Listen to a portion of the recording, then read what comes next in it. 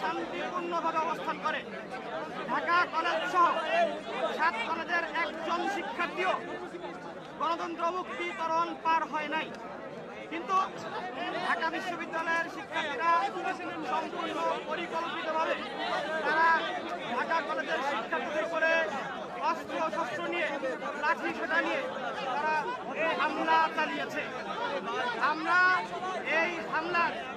এই সশস্ত্র হামলার তীব্র নিন্দা এবং প্রতিবাদ জানাচ্ছি। আপনারা আজকে সকালে দেখেছেন, এরই পরিপ্রেক্ষিতে এই বিষয়টার একটা শান্তিপূর্ণ সমাধানের লক্ষ্যে আমরা সকালবেলা একটা সংবাদ সম্মেলন করেছিলাম। সেখানে আমরা 6 দফা দাবি উপস্থাপন করেছিলাম।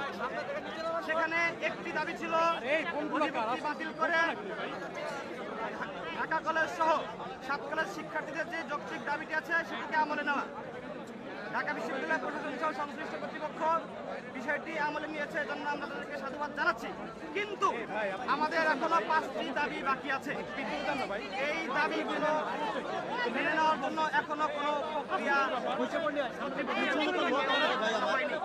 আমাদের গুরুত্বপূর্ণ দাবিগুলোর মধ্যে রয়েছে, গতকালকে ঢাকা বিশ্ববিদ্যালয়ের শিক্ষার্থীরা আমাদের ইডেন কলেজ, মধুরনিসা কলেজের সহ 7 কলেজের নারী শিক্ষার্থীদের নিয়ে কুরুচিপূর্ণ মন্তব্য করেছে, অশালীন অঙ্গভঙ্গি করেছে।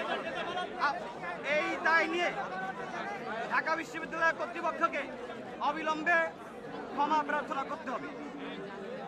এরপরে আমাদের আরেকটি দাবি হচ্ছে, গতকালকে আমাদের ঢাকা কলেজের শিক্ষার্থী রাকিবকে নির্মমভাবে পিটিয়ে তাকে আহত করেছে, হত্যার উদ্দেশ্যে তাকে পিটিয়ে আহত করেছে নিউ মার্কেট থানা পুলিশ। এই হামলার সাথে যারা জড়িত, দায়িত্বরত থানার ওসি, এসি সহ এই হামলার সাথে যারা জড়িত আছে তাদেরকে আগামী 24 ঘন্টার মধ্যে প্রত্যাহার করে বিভাগীয় ব্যবস্থা নিতে হবে। আমাদের আরেকটি দাবি হচ্ছে, এই যে ঢাকা বিশ্ববিদ্যালয় 7 কলেজ শিক্ষার্থীদেরকে মুখোমুখি অবস্থায় নিয়ে এসেছে, এর সম্পূর্ণ দায়ভার ঢাকা বিশ্ববিদ্যালয়ের ওবিসি। অনতি বিলম্বে আগামী 24 ঘন্টার মধ্যে এই ওবিসিকে তার পদ থেকে পদত্যাগ করতে হবে। এই দাবিগুলো যদি মেনে না নেওয়া হয় আগামী 24 ঘন্টার মধ্যে, তাহলে আমরা নিউ মার্কেট থানা ঘেরাও কর্মসূচি, সেই সাথে ঢাকা বিশ্ববিদ্যালয় প্রশাসন যদি ওবিসির বিরুদ্ধে আমাদের দাবি মেনে না নেয় এবং তারা যদি আমাদের সাথে ঢাকা কলেজের শিক্ষার্থীদের কাছে ক্ষমা প্রার্থনা না করে, তাহলে ঢাকা কলেজ সহ 7 কলেজের সামনে থেকে অনির্দিষ্টকালের জন্য ঢাকা বিশ্ববিদ্যালয়ের বাস সহ কোনো যানবাহন চলবে না। আমাদের পরবর্তী কর্মসূচি হচ্ছে, যদি এই দাবিগুলো মেনে না নেওয়া হয় আগামী 24 ঘন্টার মধ্যে, তাহলে আমরা থানা ঘেরাও কর্মসূচি পালন করবো এবং শান্তিপূর্ণভাবে আমরা ঢাকা কলেজ সহ 7 কলেজের সামনে থেকে ঢাকা বিশ্ববিদ্যালয়ের কোনো বাস যেতে দিব না। আমরা প্রত্যাশা করছি এই 24 ঘন্টার মধ্যে সরকার কর্তৃপক্ষ তারা আমাদের সাথে যোগাযোগ করবে, বিষয়টা অফিসিয়ালি মিটমাট করবে। আমরা কোনো সংঘাত চাই না, ঢাকা বিশ্ববিদ্যালয়ের শিক্ষার্থীদের সাথে আমাদের কোনো সংঘাত নেই। আমরা মূলত একটি প্রশাসনিক জটিলতার বিরুদ্ধে দীর্ঘদিন ধরে আন্দোলন করে আসছিলাম, কিন্তু তারা আমাদের কথা আমলে নেয়নি। এই জন্যই আমাদের এই কর্মসূচি। ধন্যবাদ সবাইকে। আপনার নাম পরিচয়টা কি বলেন ভাই? আপনার নাম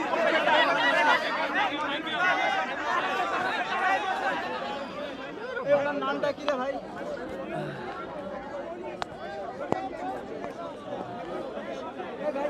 দর্শক, এই মুহূর্তে কিন্তু ঢাকা কলেজের শিক্ষার্থীরা যেমন দাবি জানিয়েছেন, তারা নতুন আরও 2টি দাবি জানিয়েছেন। তার মধ্যে ছিল পুলিশ কর্মকর্তাদের বিচার এবং ঢাকা বিশ্ববিদ্যালয়ের যে প্রভিসি রয়েছেন ডক্টর মামুন আহমেদ, তার অপসারণ দাবিতে কিন্তু তারা তাদের নতুন যে কর্মসূচি ঘোষণা করছেন। এবং তারা যেমনটা আসলে জানিয়েছেন, এই 2টি দাবি যদি মানা না হয় সেক্ষেত্রে কিন্তু তারা আগামী 24 যে আলটিমেটামটি দিয়েছেন, তারা আগামী 24 ঘন্টার মধ্যে তাদের এই 2টি আলটিমেটাম যদি মানা না হয় সেক্ষেত্রে তারা কিন্তু নিউ মার্কেট থানা ঘেরাও করবেন এবং ঢাকা বিশ্ববিদ্যালয়ের যে বাসগুলো রয়েছে সেগুলো তারা শান্তিপূর্ণভাবে সেই বাসগুলো আটকে দিবেন বলে জানালেন। এবং সেই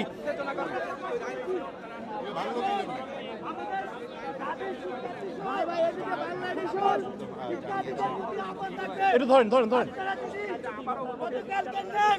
আবারও পুলিশ ছাত্রলীগের মতো আমাদের হামলা করতে আসেন, আপনাদেরকে হুঁশিয়ার করে বলে দিলাম, ঢাকা কলেজ অস্তিত্বের জন্য আপসহীন।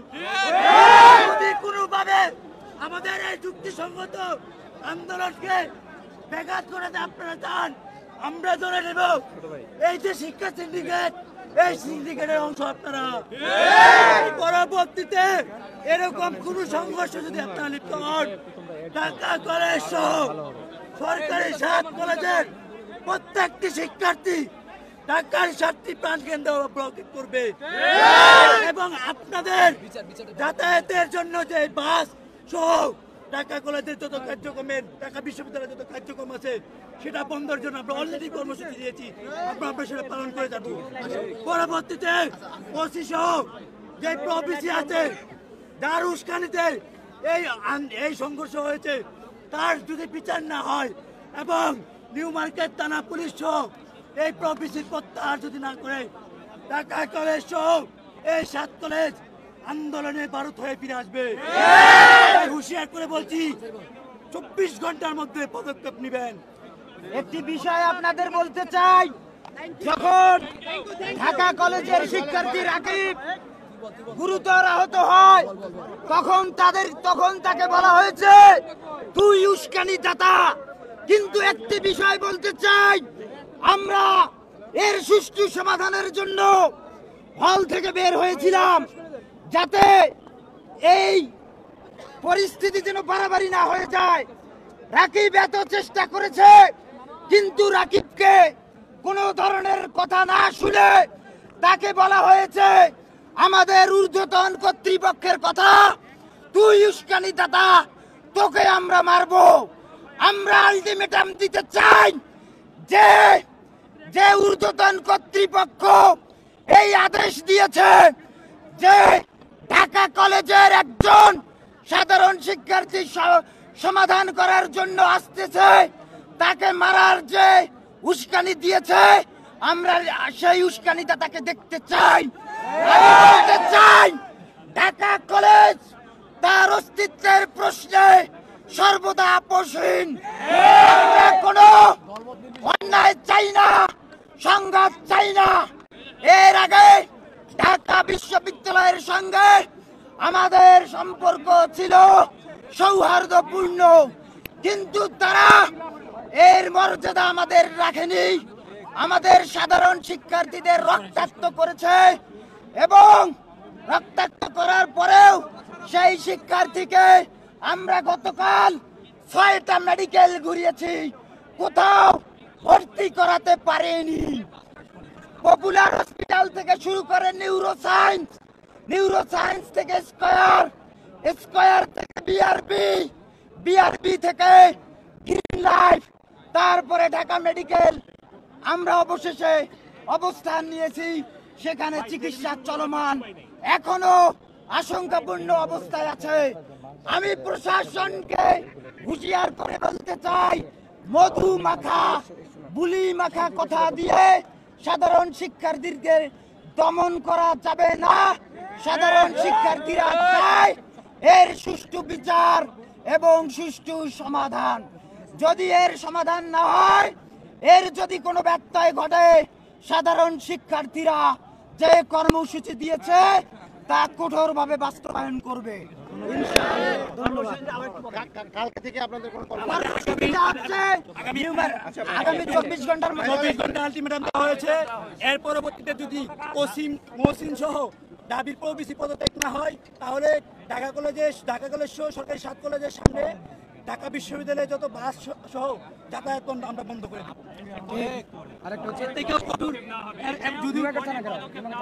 এবং নিউ মার্কেট থানার এসি সহ ওসি যে যদি পদত্যাগ না করে এবং সকলকে এখান থেকে প্রত্যাহার করতে হবে। আমাদের দাবি এই বিচার যে অন্যায় করেছে পুলিশ সহ এই প্রবিসি যে মূল উস্কানিদাতা তার পদত্যাগ এবং প্রত্যাহার। ধন্যবাদ। দর্শক, যেমন আসলে শুনছিলাম 24 ঘন্টা নতুন একটি আলটিমেটাম দিয়েছেন ঢাকা কলেজের শিক্ষার্থীরা এবং ঢাকা কলেজ বলতে অধিভুক্ত 7 কলেজের শিক্ষার্থীরা যারা যেমনটা আসলে জানালেন তাদের যে দাবি আর নতুন যে 2টি দাবি তারা করেছেন সেটি আসলে ছিল আসলে ঢাকা বিশ্ববিদ্যালয়ের যে প্রভিসি ডক্টর মামুন আহমেদের পদত্যাগ অপসারণ এবং আরও একটি বিষয় বলছিলেন তারা যে নিউ মার্কেট থানার যে ওসি এবং এসি রয়েছেন তাদের প্রত্যাহার করতে হবে এবং তারা সেই বিষয়টি বলছিলেন এই 2টি দাবি যদি মানা না হয় তাহলে 24 ঘন্টা পর তারা নতুন কর্মসূচি ঘোষণা করবেন এবং আরও একটি বিষয় বলছেন 24 ঘন্টার মধ্যে যদি তাদের এই দাবিটি মানা না হয় তাহলে তারা নিউ মার্কেট থানা ঘেরাও করবেন এবং আরও একটি বিষয় তারা বলছিলেন যে ঢাকা বিশ্ববিদ্যালয়ের যে বাসগুলো ঢাকা শহরের বিভিন্ন অঞ্চল থেকে আসে সেগুলো তারা আটকে দিবেন এবং 7 কলেজ সেই আটকে দেওয়ার কিন্তু তারা নেতৃত্ব দেবে বলে তারা আসলে জানিয়েছে। দর্শক, আপনাদেরকে জানিয়ে রাখি ঢাকা কলেজ থেকে কিন্তু এই মুহূর্তে ঢাকা কলেজের যে শিক্ষার্থীরা রয়েছেন তারা যেই নতুন 2টি দাবি জানিয়েছে সেই 2টি দাবি ছিল ঢাকা বিশ্ববিদ্যালয়ের প্রভিসি ডক্টর মামুন আহমেদের অপসারণ এবং নিউ মার্কেট থানার ওসি এসির যে আসলে অপসারণ করতে হবে এবং তাদেরকে প্রত্যাহার করতে হবে এবং এই যে তাদের যে বিষয় যারা বলছিলেন যে তাদেরকে উস্কানি দিয়েছেন সেই ঢাকা বিশ্ববিদ্যালয়ের প্রভিসি মামুন আহমেদের তারা অপসারণ চান। আর স্বতন্ত্র বিশ্ববিদ্যালয় বা ওগুলা এখনো প্রসেসিং চলতেছে। আর হচ্ছে কালকের যে ঘটনাটা পুলিশ হচ্ছে একপাথিত্ব, যেটা জুলাই আমরা দেখেছি ছাত্রলীগের পক্ষ হয়ে পুলিশ সাধারণ শিক্ষার্থীদের যেভাবে আক্রমণ করছে ঠিক সেই রকমই এই যে কালকে যে ঘটনা ঘটছে কালকে রাইতে পুলিশ ধাবির পক্ষ নিয়ে 7 কলেজের পোলাপানের উপর অতর্কিত হামলা করছে। এতে আমাদের রাকিব ভাই সাধারণ শিক্ষার্থী যে গুরুতর আহত হয়েছে তাকে নিউরো সায়েন্সে নেওয়া হয়েছে। আর এর মূল উস্কানদাতা আমরা মনে করতেছি প্রভিসি। তার সুষ্ঠু বিচারের জন্য আমরা তার সে যাতে আমাদের কাছে এসে ক্ষমা চায় সেজন্যই আমরা মূলত এই ইয়াটা করতেছি। আরেকটা বিষয় আমি একটু জানতে পেরেছি একটা সূত্র ধরে 7 কলেজ বাতিলের জানার পর থেকে ঢাকা বিশ্ববিদ্যালয়ের একদল শিক্ষার্থী তারা ঘোষণা দিয়েছে মিষ্টি বিতরণ করবে এবং উল্লাস করবে। এটা কি উস্কানিমূলক কিনা আপনার কাছে কি মনে হচ্ছে? না, এটা উস্কানিমূলক না। এটা হচ্ছে 7 কলেজের সিন্ডিকেটটা এটা থেকে কিন্তু বছরে যে এই যে এবার অ্যাডমিশন কমপক্ষে তো 1 লাখ পোলাপান আবেদন করছে, যদি 1000 করে ধরি অনেক টাকা। এই সিন্ডিকেটটা ধাবি প্রতি বছর বা এই 7 বছর আমরা তাদের অধিভুক্ত ছিলাম সেটা করে আসছে বা করতেছে। তো এই ক্ষেত্রে ধাবির পোলাপানেরও সমস্যা হইতো, আমাদেরও সমস্যা হয়। প্রশাসনিক কার্যক্রম দুজনের এক জায়গায়।